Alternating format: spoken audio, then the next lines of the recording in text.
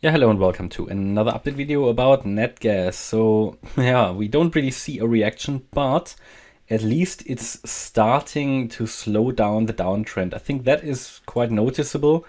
We've come down here obviously in these sort of 5 waves, might not be finished yet, but you can see how the momentum to the downside is decreasing and decreasing and decreasing. And that is when you typically start to see some bullish divergences on some of the indicators. However, so far it hasn't really put in any kind of significant signals for us yet that we can consider the downtrend here is over and we might finally start to move up in the 4th wave, because that's really what we're waiting for, that 4th wave to the upside, in my opinion, because I can really only count so far a wave 1, a wave 2, a wave 3. I can't really count a wave 4 yet.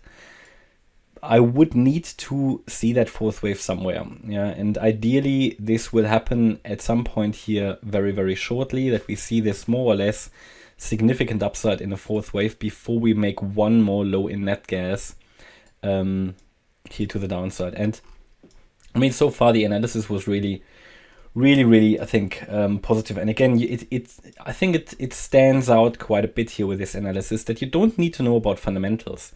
I see a lot of comments about, but couldn't it be this or that? And what about if this happens in the world? And, this normally doesn't really, you don't need to know all that. I don't follow the fundamentals around Natgas. You don't need to know that. And still, I've been bearish about Natgas, I think, from the moment when we peaked here. In August, I would need to look at all those videos, but it was pretty accurate. And it just is, what you need to see. You need to see those 5 waves down. You need to see those 5 waves down. You need to be able to count those 5 waves. And really only then you can consider that such a downtrend is over, as per Elliott wave, yeah.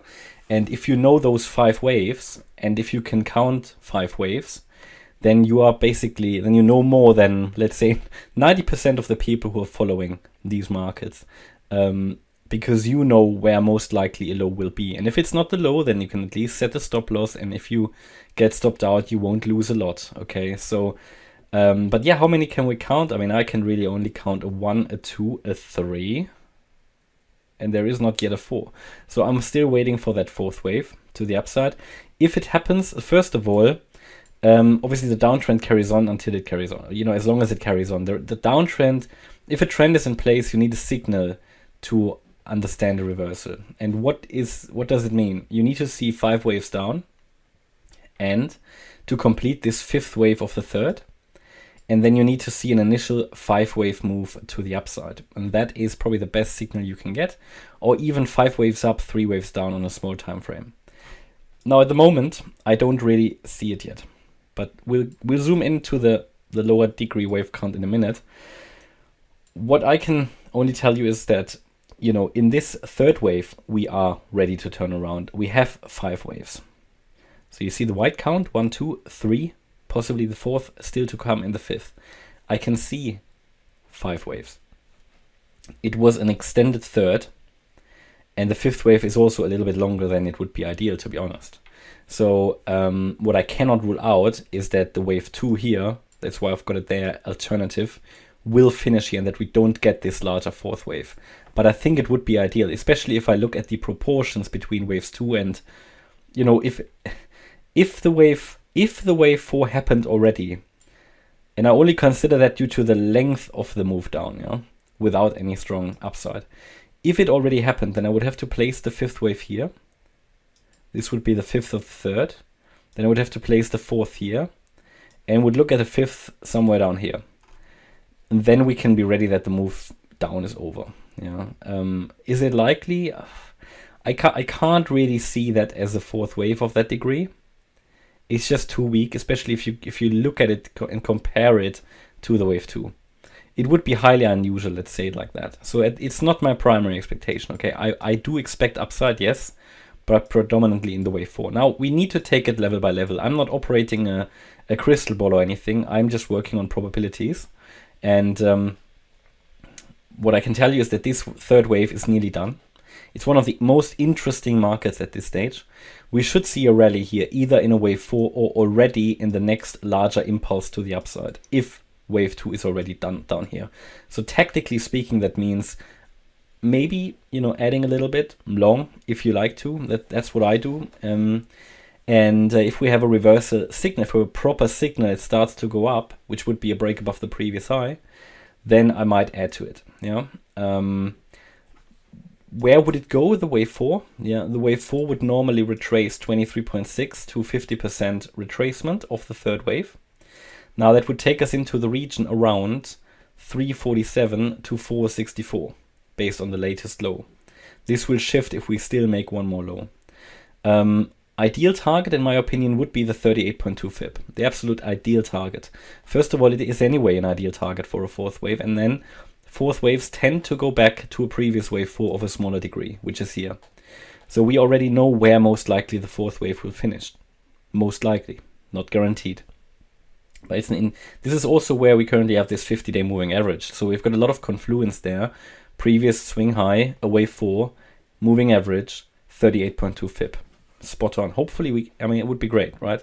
Would be great. Now we could even go to 464, but above that it would be unlikely that it's still a wave 4, and I would then have to assume we're already in an impulse up. If we're already in an impulse up, then you can wait for the retracement if you miss to buy in. Yeah. There is another count that might be possible. That count would assume that this was the wave 1, this was the wave 2, this was the wave 3, this was the wave 4, and all of this is an extended fifth wave. And then we wouldn't get this fourth and fifth either. If that's the case, then yeah, you know, in Natgas, a fifth wave is often the extended one. So that would also not be too unlikely. But therefore, you know, we are now in a support zone. Either way, I would expect a reversal here shortly. We haven't really seen the signal yet. I go to the 1 hour chart now, we can double check. But it's certainly